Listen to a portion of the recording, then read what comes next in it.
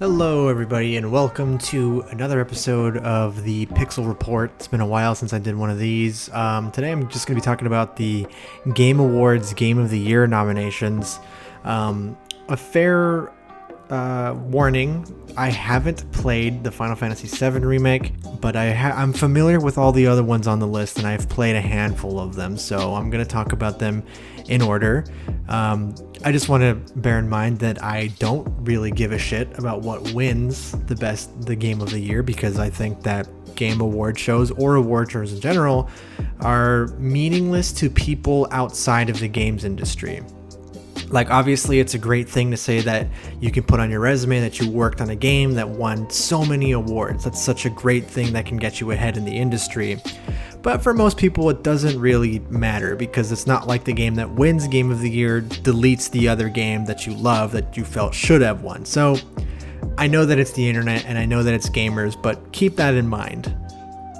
So the first game we're going to talk about here is Animal Crossing New Horizons. Now, I feel like of all the games on the list, I feel like this is the one that's least deserving of it. And I say that because Animal Crossing New Horizons to me was both a massive step forward in the series and like two steps back. The game was really lacking just quality of life and things that make modern games fun. It felt stuck in its ways and there was a lot of content that was missing. And if I look back on it, I think that Animal Crossing was the game that was carried the most by the current situation that we're in. That and Among Us. But Among Us is a fun and completed game, whereas Animal Crossing doesn't really feel like it. Sure, there's more updates coming out and they're finally fixing some of the things that people have been saying, but ultimately I don't really feel like, when compared to the other games on this list, this one really holds its own weight. And it really kills me to say it because Animal Crossing is one of my favorite Nintendo properties, but again, I just felt completely whelmed by it. I think I gave the game an 8 or a 7 when I first reviewed it, but looking back now, I'd probably change it to like a 7 or a 6, because while it is an extremely enjoyable time, I feel like it just doesn't have the lasting power that other Animal Crossing games do. Like, for example, I remember playing Animal Crossing New Leaf for like 2 or 3 years after it came out. I would check on it every single day and find new things to do. Whereas with Animal Crossing, I played it for a good 200 to 260 hours, and I seriously have not touched it since. It's been like over a month since I've played it. Doom Eternal, the sequel to Doom, obviously like two fucking fantastic games. If you haven't played any of them, super recommend it. Like, these are the most like intense, blood pumping, kick-ass fucking games I've played in such a long time.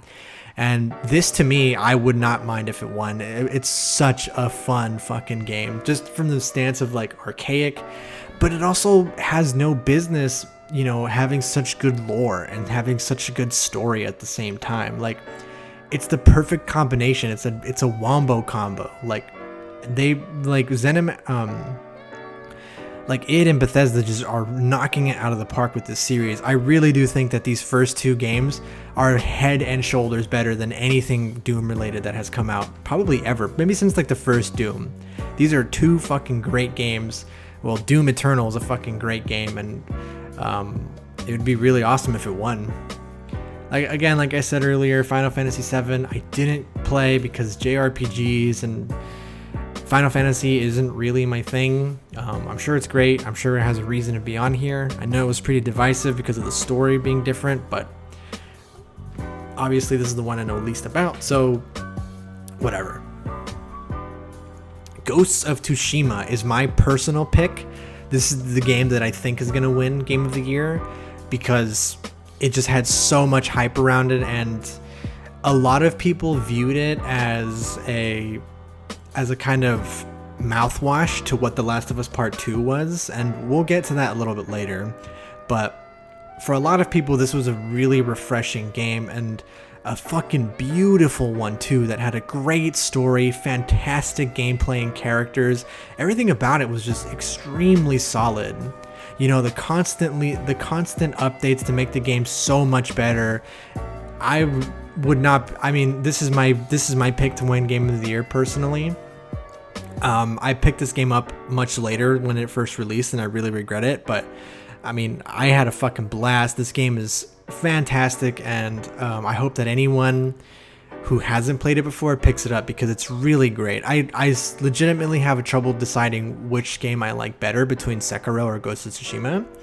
I love them both, but yeah, I think that this game is going to win Game of the Year.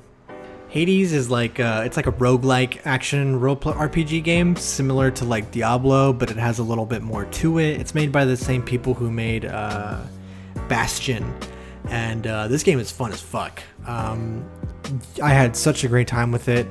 The game is so dynamic, and it was such a sleeper hit. I feel like a lot of people didn't really know about it, and then it caught on, like a wildfire. And I think that if Ghosts of Tsushima doesn't win, Hades is kind of like my dark horse to win it, because, you know, unlike all the other games on this list, it didn't have this massive budget behind it with like all this advertising. It was very much a sleeper type game, and I'm really happy that it's getting the recognition it deserves because it's a fucking awesome game that just encourages a ton of replayability, more so than probably all the other games on the list. And yeah, it's just a great time, and it's my personal pick for the dark horse of Game of the Year. Okay, so now the most hotly contested spot on this list is The Last of Us Part 2. Now, I don't really know how to begin to approach this one because I did make a review on this game. I reviewed The Last of Us Part 2, and I said that it was a really fun, beautiful game that has a deeply flawed story, and I still kind of hold to that point, but I will concede that how I made that video was not very smart. I feel like I gave in to a lot of the common criticisms that, like, neckbeards and pathetic people have, and that made me feel kind of icky. If I could remake that video, I would. I feel like people that really fucking hate this game just didn't understand it. I felt like the story was more complex, but still poorly executed. The Last of Us Part 2 should be getting praised, and I think that it should be on this list. The story that they went for was incredibly ambitious. I just felt like it wasn't executed very well. And in terms of a gameplay and presentation standpoint, I think it blows all the other games out of the water. But in terms of story, I feel like that really knocks this game down a couple pegs. And a lot of people are really contesting this one, and they feel like it shouldn't be on there, which I super disagree with. I feel like The Last of Us Part 2 does deserve to be on this list. I just feel like it was a deeply flawed and divisive game for sure. But I feel like, once again, the people who hate it just really didn't understand it. And I hate to say that because it makes me come across as super fucking snobby. But when I read these people's comments, I just can't help but scream like, holy shit, you just really didn't understand what this game was going for. And that's not really the game's fault. I did understand what the game was going for, though, with the whole cycle of violence thing continuing. I just felt like it could have been executed a lot better. Out of all the games on this list, I feel like the only one that doesn't really deserve to be on here would be Animal Crossing New Horizons. All of these games are good in their own ways. I just feel like The Last of Us Part 2 is the most divisive one for sure. And I feel like if it won, holy shit, Twitter would be on fire.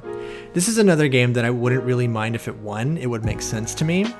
The one that I guess I would be upset about that didn't win, or that won the Game of the Year, would be Animal Crossing New Horizons, because to me it's just like, it doesn't have as much to bite onto as the other games. But again, these award shows don't fucking matter. No one cares. But again, these award shows don't fucking matter to anyone that isn't in the games industry.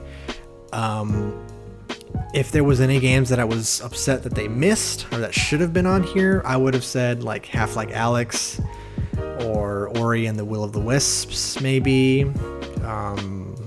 Yeah, like I don't really know. Like I feel like this is a pretty solid presentation of. I feel like this is a pretty accurate representation of the good games that were on here. it does kind of suck that games like